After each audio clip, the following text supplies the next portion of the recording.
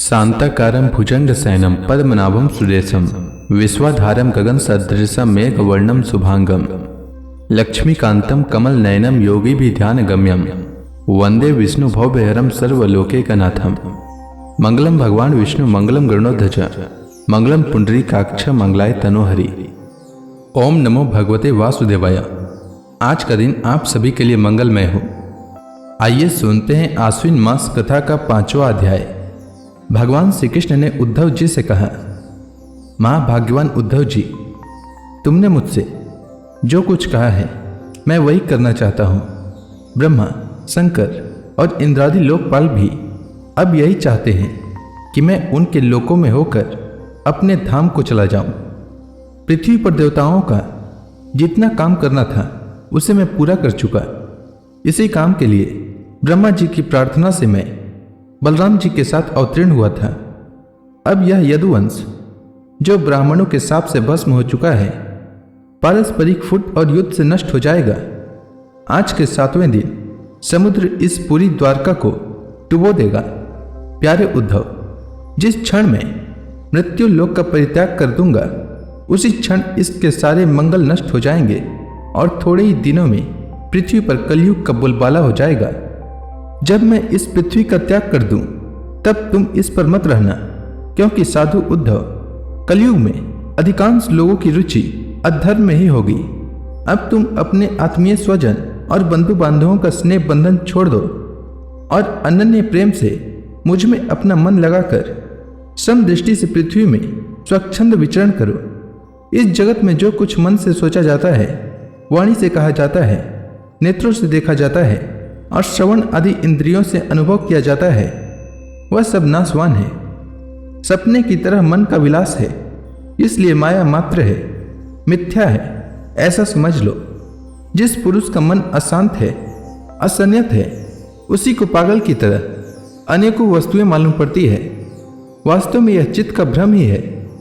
नानत्व का भ्रम हो जाने पर ही यह गुण है और यह दोष, इस प्रकार की कल्पना करनी पड़ती है। जिस बुद्धि में गुण और दोष का भेद बैठ गया है, दृढ़ मूल हो गया है, उसी के लिए कर्म, अकर्म और विकर्म रूप भेद का प्रतिपादन हुआ है। इसलिए उद्धव, तुम पहले अपनी समस्त इंद्रियों को अपने वश में कर लो, उनकी बागडोर अपने हाथ में ले लो और केवल इंद्रियों को ही नहीं, चित्त की समस्त वृत्तियों को भी रोक लो और फिर ऐसा अनुभव करो कि यह सारा जगत अपने आत्मा में ही फैला हुआ है और आत्मा मुझ सर्वात्मा इंद्रियातीत ब्रह्म से एक है, अभिन्न है। जब वेदों के मुख्य तात्पर्य निश्चय रूप ज्ञान और अनुभव रूप विज्ञान से भली भांति संपन्न होकर तुम अपने आत्मा के अनुभव में ही आनंदमग्न रहोगे और संपूर्ण देवता आदि शरीरधारियों के आत्मा हो जाओगे। इसलिए किसी भी विघ्न से तुम पीड़ित नहीं हो सकोगे, क्योंकि उन विघ्नों और विघ्न करने वालों की आत्मा भी तुम ही होगे। जो पुरुष गुण और दोष बुद्धि से अतीत हो जाता है वह बालक के समान निषिद्ध कर्म से निवृत्त होता है, परंतु दोष बुद्धि से नहीं। वह विहित कर्म का अनुष्ठान भी करता है, परंतु गुण बुद्धि से नहीं। जिसने श्रुतियों की तात्पर्य का यथार्थ ज्ञान ही नहीं प्राप्त कर लिया, बल्कि उसका साक्षात्कार भी कर लिया है और इस प्रकार जो अटल निश्चय से संपन्न हो गया है, वह समस्त प्राणियों का हितैषी सुहृद होता है और उसकी वृत्तियां सर्वथा शांत रहती है। वह समस्त प्रतीयमान विश्व को मेरा ही स्वरूप, आत्म स्वरूप देखता है। इसलिए उसे फिर कभी जन्म मृत्यु के चक्कर में नहीं पड़ना पड़ता। श्री सुखदेव जी कहते हैं, परीक्षित, जब भगवान श्री कृष्ण ने इस प्रकार आदेश दिया तब भगवान के परम प्रेमी उद्धव जी ने उन्हें प्रेरणा करके तत्व ज्ञान की प्राप्ति की इच्छा से यह प्रश्न किया। उद्धव जी ने कहा, भगवान, आप ही समस्त योगियों की गुप्त पूंजी योगों के कारण और योगेश्वर हैं। आप ही समस्त योगों के आधार, उनके कारण और योग स्वरूप भी हैं। आपने मेरे परम कल्याण के लिए उस संन्यास रूप त्याग का उपदेश किया है, परंतु अनंत जो लोग विषयों के चिंतन और सेवन में घुल मिल गए हैं, विषयात्मा हो गए हैं, उनके लिए विषय भोगों और कामनाओं का त्याग अत्यंत कठिन है। सर्वस्वरूप उसमें भी जो लोग आपसे विमुख हैं, उनके लिए तो इस प्रकार का त्याग सर्वथा असंभव है, ऐसा मेरा निश्चय है। प्रभु, मैं भी ऐसा ही हूं। मेरी मति इतनी मूढ़ हो गई है कि यह मैं हूं यह मेरा है, इस भाव से मैं आपकी माया के खेल, देह और देह के संबंधी स्त्री, पुत्र, धन आदि में डूब रहा हूं। अतः भगवान, आपने जिस संन्यास का उपदेश किया है उसका तत्व मुझ सेवक को इस प्रकार समझाइए कि मैं सुगमता पूर्वक उसका साधन कर सकूं। मेरे प्रभु, आप भूत, भविष्य, वर्तमान इन तीनों कालों से अबाधित एक रस सत्य हैं। आप दूसरे के द्वारा प्रकाशित नहीं, स्वयं प्रकाश आत्म स्वरूप हैं। प्रभु, मैं समझता हूँ कि मेरे लिए आत्म तत्व का उपदेश करने वाला आपके अतिरिक्त देवताओं में भी कोई नहीं है। ब्रह्मा आदि जितने बड़े बड़े देवता हैं वे सब शरीराभिमानी होने के कारण आपकी माया से मोहित हो रहे हैं। उनकी बुद्धि माया के वश में हो गई है। यही कारण है कि वे इंद्रियों से अनुभव किए जाने वाले बाह्य विषयों को सत्य मानते हैं। इसलिए मुझे तो आप ही उपदेश कीजिए। भगवान, इसी से चारों ओर से दुखों की दावाग्नि से जलकर और विरक्त होकर मैं आपकी शरण में आया हूँ।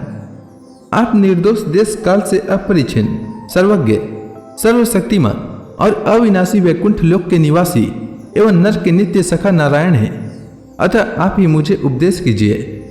भगवान श्री कृष्ण ने कहा, उद्धव, संसार में जो मनुष्य यह जगत क्या है, इसमें क्या हो रहा है इत्यादि बातों का विचार करने में निपुण है, वे चित्त में भरी हुई अशुभ वासनाओं से अपने आप को स्वयं अपनी विवेक शक्ति से ही प्रायः बचा लेता है।